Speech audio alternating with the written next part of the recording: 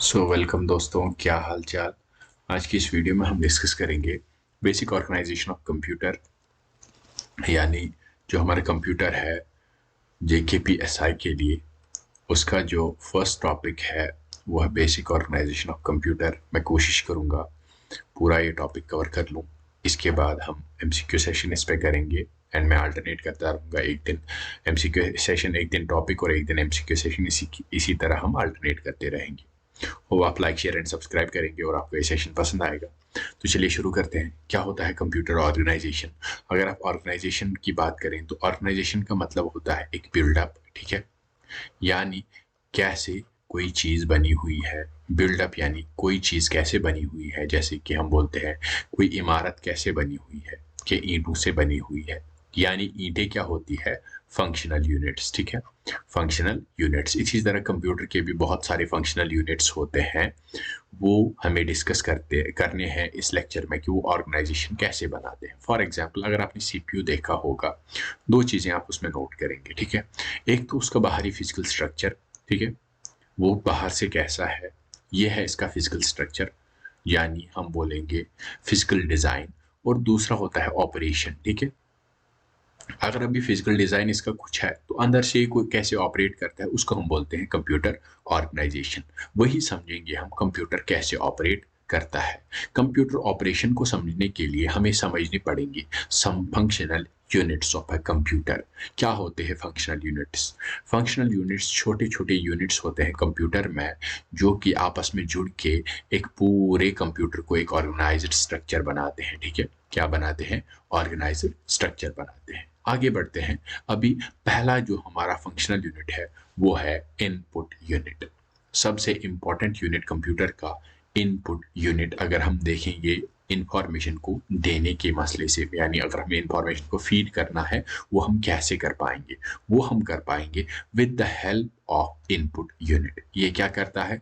ये डाटा या इंस्ट्रक्शंस को एक्सेप्ट करता है एक्सटर्नल एनवायरनमेंट से, ठीक है। फॉर एग्जांपल, आपने कंप्यूटर में लिखा 2+3, ठीक है, वो उसको ऐसे ही रीड नहीं करता, बल्कि इसको पहले कन्वर्ट करना पड़ता है into one of the language, binary language, ठीक है। ये बाइनरी लैंग्वेज वो लैंग्वेज होते हैं जो कंप्यूटर समझता है, and it is based on 2 digits, zeros and ones. याद रखेंगे कितने डिजिट्स पे? 2 डिजिट्स पे, zero being off and one being on, ठीक है। ये होते हैं इनपुट यूनिट। इनके examples keyboard, mouse, scanner, microphone, joystick, ठीक है, barcode readers and biometric sensors. ये डाटा को यहाँ से अंदर भेजते हैं, कहाँ? कंप्यूटर में।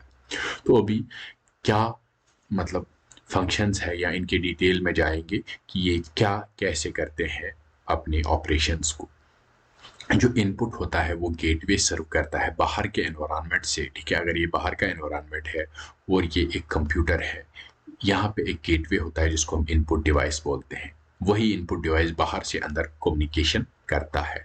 अभी अगर हमें डिजिटल सिग्नल्स को कन्वर्ट करना, सॉरी एनालॉग को डिजिटल में कन्वर्ट करना होगा, हम उसके लिए ADCs लगाते हैं। क्या लगे हुए होते हैं इनपुट इंटरफेस पे? एनालॉग टू डिजिटल कन्वर्टर्स, ठीक है। ये यहाँ पे ड्राइवर्स यूटिलाइज करते हैं, ठीक है, या कुछ सॉफ्टवेयर प्रोटोकॉल जिससे कंपैटिबिलिटी हो जाए। फॉर एग्जांपल, अगर आपने देखा होगा कभी भी आप नया जो प्रोडक्ट खरीदते हो जो आपको कंप्यूटर में लगाना होगा, जैसे कि मेरे पास ये पेन टैब है जिससे मैं लिख रहा हूँ, ठीक है, ये एक इनपुट डिवाइस है। मुझे पहले क्या करना पड़ा? मुझे इसके लिए कंपैटिबल सॉफ्टवेयर यानी ड्राइवर्स, ठीक है। क्या होते हैं ड्राइवर्स? एक यूटिलिटी सॉफ्टवेयर जो कि फंक्शन करेगा इस डिवाइस को अच्छे से वर्क कराने के लिए, वो होते हैं ड्राइवर्स। वो हम यूटिलाइज करते हैं। अगर कभी क्वेश्चन में पूछा जाएगा कि ड्राइवर्स आर यूज्ड टू, ये किस काम आते हैं? ये काम आते हैं ताकि जो हम डिवाइसेस करेंगे, मतलब डिवाइस ड्राइवर्स वो ड्राइवर्स होते हैं जो डिवाइस को फंक्शनल करने में मदद करते हैं, मतलब प्रॉपर फंक्शनैलिटी। आगे बढ़ते हैं। अब आता है सेंट्रल प्रोसेसिंग यूनिट। सबसे मतलब जो सेंट्रल यूनिट है जो कंप्यूटर को कंट्रोल करता है, often referred as brain of the computer. CPU को क्या बोला जाता है? Brain of the computer. अभी CPU सब डिवाइडेड है 2 यूनिट्स में, ठीक है, जिसमें हम बोलते हैं ALU पहला, arithmetic and logic unit, and दूसरा है कंट्रोल यूनिट जो कि कंट्रोल करता है। ये क्या फंक्शन करता है? कंट्रोलिंग। ये क्या करता है? जैसे आपको नाम से ही पता चल गया होगा, ये है arithmetic and logic unit, operations करता है, ठीक है। कौन से ऑपरेशंस? आगे देखेंगे। पहला है arithmetic and logic unit. Arithmetic and logic unit जो सारे अर्थमेटिकल यानी मैथमेटिकल और लॉजिकल ऑपरेशंस हैं, जैसे एडिशन, सब्ट्रैक्शन, बिटवाइज ऑपरेशन यानी एक bit at a time, and comparison like greater than, less than, greater than equal to, less than equal to, ये सारे ऑपरेशंस कौन कराता है? Arithmetic and logic unit, also known as ALU। Basic में इसकी full form है arithmetic logic unit. किस लिए काम आता है? मैथमेटिकल ऑपरेशंस करने के लिए, एनक्रिप्शन के लिए, ठीक है। एक टर्म एनक्रिप्शन, क्या होता है एनक्रिप्शन? आपने सुना होगा कि ये डाटा एनक्रिप्टेड है, ठीक है। क्या होता है एनक्रिप्शन? एनक्रिप्शन मानिए तो ये हम बोलते हैं कि इसको ताला लगाना, इंफॉर्मेशन के ताला लगाने को हम एनक्रिप्शन बोलते हैं। किसी एल्गोरिदम के अंडर हम इनको एनक्रिप्ट करते हैं ताकि जैसे 128 बिट एनक्रिप्शन हो गया, बहुत सारे बिट्स के एनक्रिप्शन, 128 बिट एनक्रिप्शन हो गया, 256 बिट एनक्रिप्शन हो गया, ठीक है। ये हमारे एनक्रिप्शन के टाइप्स होते हैं। क्या होता है कि हम इसको स्ट्रेंथन करते हैं ताकि इसमें चोरी ना हो पाए। Decision making task, like for example आप पूछोगे इज 1 ग्रेटर देन 0 और नॉट, तो ये ऑपरेशन करने के लिए कौन मदद करेगा? Arithmetic and logic unit. दूसरा होता है कंट्रोल यूनिट। कंट्रोल यूनिट वो यूनिट होता है जो हमारे सारे इंटरफेसेस को क्या करता है? कंट्रोल करता है। ये कोऑर्डिनेट करता है किसमें? Between the CPU, direct data flow between memory, arithmetic logic unit and input and output devices. सब में जो डाटा का फ्लो होता है उसको कंट्रोल कौन करता है? उसको कंट्रोल करता है कौन? जिसको हम बोलते हैं CU, कंट्रोल यूनिट। इसीलिए इसका नाम भी पड़ा है कंट्रोल यूनिट, ठीक है। इसके फंक्शंस क्या होते हैं? इंफॉर्मेशन, इंस्ट्रक्शंस को, मेमोरी से इंस्ट्रक्शंस को मतलब फेच करना कि कौन से इंस्ट्रक्शन एग्जीक्यूट हो रहे हैं, इंस्ट्रक्शंस को डिकोड करना, उनको एग्जीक्यूट कराना, डाटा मूवमेंट्स को सुपरवाइज करना कि डाटा जा कहाँ से रहा है, कंट्रोल कैसे हो रहा है, ठीक है। इसके बाद जो पार्ट आते हैं रजिस्टार्स, बहुत इंपॉर्टेंट, मतलब एक माइन्यूट कंसेप्ट है, ठीक है। बहुत ही माइन्यूट कंसेप्ट है, पूछा जाता है एग्जाम्स में। कभी अगर डिटेल में पूछा गया तो रजिस्टार्स के बारे में ज़रूर ही पूछा जाता है। ये टेम्पोररी स्टोरेज लोकेशंस होते हैं। कुछ स्टोरेज लोकेशन होते हैं कहाँ पे? CPU में। उनको हम किस लिए यूज़ करते हैं? जब हमें कोई इंपॉर्टेंट ऑपरेशन जल्दी करना होगा, ठीक है, कोई चीज़ जल्दी करनी होगी तो उसके लिए हम कौन से यूज़ करते हैं? रजिस्टार्स, ठीक है। ये क्या होते हैं? इनके भी बहुत सारे टाइप्स होते हैं। पहला होता है एक्यूमुलेटर्स। ये टाइप्स ऑफ किसके हैं? रजिस्टार्स के टाइप्स। एक्यूमुलेटर्स जो इमीडिएट रिजल्ट्स को कैलकुलेट करते हैं, लाइक फॉर एग्जाम्पल अगर हमें इमीडिएट रिजल्ट चाहिए किसी कैलकुलेशन का, उनको होल्ड करने के लिए कौन से रजिस्टर्स, कौन से मेमोरी लोकेशंस होते हैं? एक्यूमुलेटर्स। दूसरे होते हैं इंस्ट्रक्शन रजिस्टर्स। आपको नाम से ही पता चल गया होगा क्या होंगे इंस्ट्रक्शन रजिस्टर्स। जो करंटली एग्जीक्यूटिंग इंस्ट्रक्शंस है उनको स्टोर करते हैं ताकि हमें पता चल जाए हमें क्या करना है, यानी कंप्यूटर को क्या करना है। प्रोग्राम रजिस्टर्स, ठीक है, ये क्या करते हैं? जो नेक्स्ट सेट ऑफ इंस्ट्रक्शंस जो हमें एडमिनिस्टर करने हैं यानी जिनको एग्जीक्यूट करना है, उनको कौन स्टोर करते हैं, मतलब उनकी तरफ पॉइंट कौन करते हैं? प्रोग्रामिंग रजिस्टर्स, ठीक है। तीसरे होते हैं जनरल पर्पज रजिस्टर जो जनरली यूज होते हैं। अभी आता है और एक यूनिट जो है मेमोरी यूनिट। हमने पढ़ा इनपुट है, आउटपुट है, अरिथमेटिक लॉजिक कंट्रोल यूनिट है। मेमोरी भी होनी चाहिए जहाँ पे ये स्टोर हो जाए, ठीक है। तो मेमोरी यूनिट क्या करता है? जो इंस्ट्रक्शंस है, डाटा या रिजल्ट्स है, उनको स्टोर रखता है। किस लिए? ताकि CPU उनको यूज कर पाए। अभी मेमोरी में भी हमारे बहुत सारे टाइप्स हैं, जैसे कि प्राइमरी मेमोरी। क्या आते हैं प्राइमरी मेमोरी में? RAM, random access memory. क्या होता है रैम? Random access memory. ये वोलेटाइल स्टोरेज होता है, ठीक है। यानी अगर हमें कंप्यूटर को ऑफ किया, ठीक है, तो ये स्टोरेज उड़ जाएगी, यानी जितने भी इंस्ट्रक्शंस पे होंगे वो उड़ जाएंगे, तब तक ही ऑन होता है। दूसरा होता है कैशे। बहुत सारे types of cache, L1 L2 cache, L3 cache. अगर आपके पास लैपटॉप है तो देखना, अगर आप यहाँ पे टास्क मैनेजर में जाएंगे, नीचे आप देखेंगे वहाँ पे लिखा होगा आपके में कौन सी L3 कैशे मेमोरी कितनी है। ये बहुत MB कम MBs में होती है। मेरे लैपटॉप में 32 MB है, यानी ये बहुत ही मतलब कॉस्टली आती है। जितनी ज़्यादा ये होगी उतना लैपटॉप का कॉस्ट होगा। ये मेमोरी लोकेशंस भी होते हैं रजिस्टर्स की तरह, जो कहाँ पे? CPU में लोकेट होते हैं, ताकि हम इनको इजीली एक्सेस कर पाए। कोई इंपॉर्टेंट चीज़ जल्दी करनी है तो उसको एक्सेस करने के लिए क्या होते हैं? कैशे। ये आती है प्राइमरी मेमोरीज। सेकेंडरी मेमोरीज में आती है नॉन वोलेटाइल डिस्क, HDD हो गया, SSD हो गया, USB ड्राइव्स वगैरह हो गया, ठीक है। ये सेकेंडरी। और एक टाइप है ROM, रीड ओनली मेमोरी। इसमें हमारे क्या रहते हैं? फर्मवेयर यानी लैपटॉप की जो सॉफ्टवेयर वगैरह है, यानी बूट कैसे करना है लैपटॉप को, वो इंस्ट्रक्शंस किस में स्टोर रहते हैं? ROM में। अगर कभी क्वेश्चन आ गया, ROM stores which one of the following, it stores boot instructions, firmwares, ठीक है। तीसरी होती है वर्चुअल मेमोरी, ये तो आपको पता है होगा, हार्ड ड्राइव को रैम के एक्सटेंशन की तरह यूज करना। आजकल मोबाइल्स में आ गया है रैम एक्सटेंशन के नाम से, आपने देखा होगा 1 GB 2 GB अपने स्टोरेज से रैम के लिए दे दो। एज ए कंप्यूटर टीचर मैं एडवाइस करूंगा कि वैसा ना करें, वो ऑप्शन ऑफ करें। अगर आपके मोबाइल में वो है एक्स्ट्रा रैम तो वो ऑफ कर दें। तीसरे होते हैं अभी D part is output units, यानी वो यूनिट्स जो अभी जो कंप्यूटर ने प्रोसेस किया, ठीक है, कंप्यूटर ने जो प्रोसेस किया वो सारी चीजें अभी बाहर तो यूजर बैठा है, ठीक है, यूजर ये आश लगा के बैठा है कंप्यूटर कुछ तो दिखा देगा, कंप्यूटर जी कुछ दिखा देंगे, ठीक है। तो वो दिखाना है, किसी तरीके से दिखाना है, तो वो कैसे दिखाएंगे वो तय करते हैं आउटपुट यूनिट्स या आउटपुट इंटरफेसेस, ठीक है।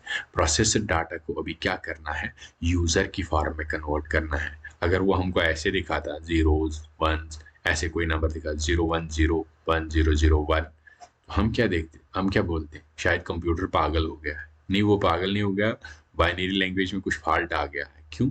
क्योंकि वो हमें बाइनरी दिखा रहा है। नहीं, वैसा नहीं करना, उसको क्या करना है, उसको ऐसे फॉर्मेट में उसको कन्वर्ट करना है कि वो बाहर इस तरीके से आ जाए कि हम उसको पढ़ सके। अगर मैं यहाँ पे अभी इन सारे डाटा उसको जीरोस वंस में लिखता, क्या आप पढ़ पाते? नहीं। तो यही काम कौन करते हैं, आउटपुट यूनिट्स। क्या आते हैं इसमें, monitors, printers, speakers, projector and headphones. Headphones audio output के लिए काम आते हैं, ठीक है। यहाँ पे अभी डिजिटल टू एनालॉग, अभी कोई सिग्नल एनालॉग है, ठीक है, वो एनालॉग में मतलब it behaves as an analog signal, मतलब ये एनालॉग सिग्नल, लेकिन अंदर से जो जनरेट डाटा हुआ वो डिजिटल हुआ ना, जीरोज एंड वन, उसको कन्वर्ट करने के लिए डीएसीज होते हैं, ठीक है। इनपुट पे एडीसीज होते हैं, एनालॉग टू डिजिटल, यहाँ पे होते हैं DAC, digital to analog converters, ठीक है। इसके अलावा हाई रेजोल्यूशन डिस्प्ले वगैरह ये तो पता ही है। अभी स्टोरेज यूनिट्स क्या होते हैं, स्टोरेज हमने पढ़ी हायरार्की, लेकिन कुछ स्टोरेज यूनिट्स भी होते हैं, जैसे ऊपर मैंने बोला रजिस्टर्स, वो भी एक मेमोरी लोकेशन होते हैं, कहाँ पे, सीपीयू में, उनको हम एक्सेस कर सकते हैं ताकि हमें फास्टर ऑपरेशंस मिल पाए। कैशे मेमोरीज होती हैं, ये भी डाटा प्रोसेसिंग को मदद करते हैं। मेन मेमोरी रैम, जिस पे हमारी इंस्ट्रक्शंस रहती है, जो एक्टिवली एग्जीक्यूटिंग प्रोसेस होती हैं। Secondary storage, hard disk drives, solid state drives. याद रखिएगा यहाँ पे सॉलिड स्टेट ड्राइव जो होते हैं वो फास्टर होते हैं, किससे, एचडीडी से। लैपटॉप लेने जाए तो प्रेफर करें एसएसडी हो, और एक्सटर्नल ड्राइव जैसे यूएसबी वगैरह, ठीक है। आगे बढ़ते हैं। ऑफलाइन स्टोरेज हमको पता है, ऑप्टिकल डिस्क आते हैं, मैग्नेटिक टेप्स आते हैं, ठीक है, क्लाउड स्टोरेज आते हैं, ठीक है, ये चीजें होती है ऑफलाइन स्टोरेज। अभी जो कंप्यूटर के कंपोनेंट्स हैं उनको आपस में कम्युनिकेट करना है कि नहीं करना है, करना तो है, जरूरी है। क्यों जरूरी है? क्योंकि अगर कम्युनिकेट नहीं होगा तो इन्फॉर्मेशन इधर उधर जाएगी कैसे, कंट्रोल कैसे करेगा, तो वो चीजें होती है किन से, सिस्टम बस से, ठीक है, सिस्टम बस से। ये बस क्या करता है, ये कम्युनिकेट करता है between the CPU, memory and peripherals, यानी बस ही कम्युनिकेट कराता है सेंट्रल प्रोसेसिंग यूनिट में, मेमोरी में और पेरिफेरल्स जैसी जो अटैचमेंट्स होते हैं, ठीक है, जैसे यहाँ पे पेन टैबलेट है। अभी डिफरेंट टाइप्स ऑफ बसेस है, 3 प्राइमरी टाइप्स है। पहला है डाटा बस, ठीक है, ये वो डाटा कैरी करता है, ठीक है, it carries data which is to be process, ठीक है, जिसको हम प्रोसेस करने वाले हैं, कंप्यूटर प्रोसेस करने वाले हैं। एड्रेस बस, नाम से ही पता चलता है, ठीक है, ये वो मेमोरी एड्रेस एलोकेट करता है स्पेसिफिक लोकेशंस के लिए, ठीक है, क्या बोलते हैं इसको, एड्रेस बस। कंट्रोल बस, जो कंट्रोल सिग्नल्स भेजता है ताकि सारी प्रोसेस अच्छे से हो जाए। फॉर एग्जांपल इनपुट सिग्नल आ गई, अगर उसको प्रोसेस किए बिना हम आउटपुट करा दें तो क्या ठीक रहेगा? नहीं, उसके लिए काम आती है कंट्रोल बस। अभी आते हैं इनपुट और आउटपुट इंटरफेसेस पर, यानी जहां से डाटा एक्सचेंज होता है सीपीयू और एक्सटर्नल डिवाइसेस से, उनको हम इंटरफेसेस बोलते हैं, ठीक है। For example USB interface, universal serial बस, जैसे मैंने ये पेन टैबलेट यहाँ पे लगा रखा है, या माउस है मेरे पास, कीबोर्ड है, ये मैंने यूएसबी से लगा रखा है, ये एक विशेष type of interface, input and output interface. HDMI, ये वीडियो रेजोल्यूशन के काम आता है। सीरियल पोर्ट्स आते हैं जिनमें स्पेसिफिक हार्डवेयर लगता है, फॉर एग्जांपल आरजे आता है, ठीक है, पोर्ट जिसमें हम ईथरनेट लगाते हैं, जिसको ईथरनेट पोर्ट भी बोलते हैं। अभी कोई जो बेसिक ऑपरेशंस है जो एक कंप्यूटर करता है वो क्या क्या करता है, ठीक है, कंप्यूटर के ऑपरेशंस, एक तो वो डाटा को फेच करता है, फिर डिकोड करता है, फिर एग्जीक्यूट करता है, फिर स्टोर भी करता है, ठीक है, कहाँ पे, मेमोरी में स्टोर करता है। अभी कंप्यूटर आर्किटेक्चर के बेसिस पे दो टाइप्स ऑफ कंप्यूटर है, ठीक है। आर्किटेक्चर की एक तो है वैन न्यूमैन आर्किटेक्चर, नाम याद रखिएगा, जानने की डिटेल में जाने की जरूरत नहीं है। दूसरा है हार्वर्ड आर्किटेक्चर, ठीक है। मैं पीडीएफ दे दूंगा, चाहे तो पढ़ सकते हैं, अगर ना पढ़ेंगे तो बेहतर है। याद रखेंगे Harvard architecture and von Neumann architecture. उसके साथ साथ आता है अभी कुछ की कंसेप्ट जो आपको लर्न करने होंगे। क्या होते हैं वो टर्म्स?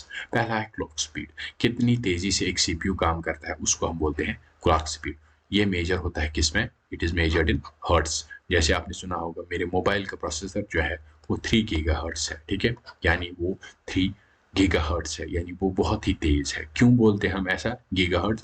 ये होता है, ये इंस्ट्रक्शंस को कितनी जल्दी एग्जीक्यूट करता है। ये एक्चुअल में क्या होती है? फ्रीक्वेंसी, इसीलिए इसका हर्ट्ज यूनिट आता है। ये होती है frequency of immediate in execution of the instructions. अभी जो डिफरेंट प्लेटफॉर्म्स है लाइक वो क्लॉकिंग वगैरह करते हैं, उससे हमें परफॉर्मेंस इधर उधर देखने को मिल सकती है। इससे हम क्लॉक स्पीड को चेंज भी कर सकते हैं। अभी मल्टी थ्रेडिंग और मल्टी प्रोसेसिंग जो टर्म्स होते हैं, ये क्या होती है?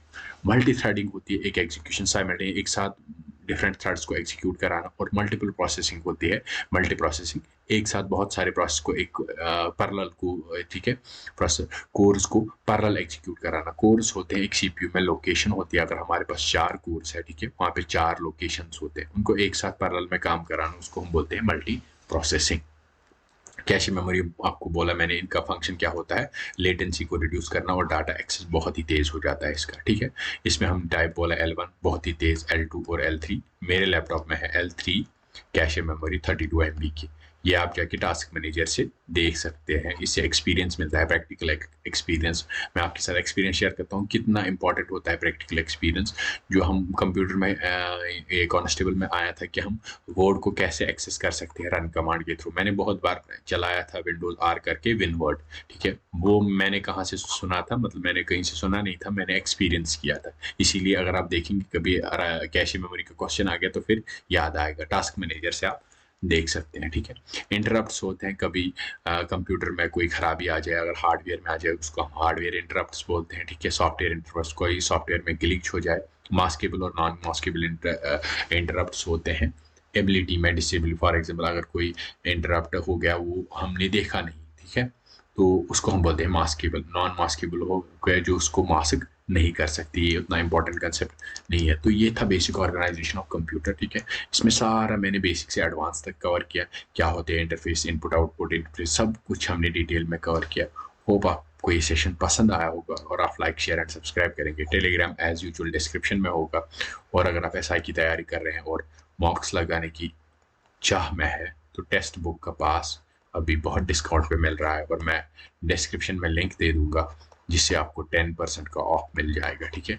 10% का आपको ऑफ मिल जाएगा इंस्टेंटली अगर आप मेरे लिंक से परचेज करेंगे। कितना?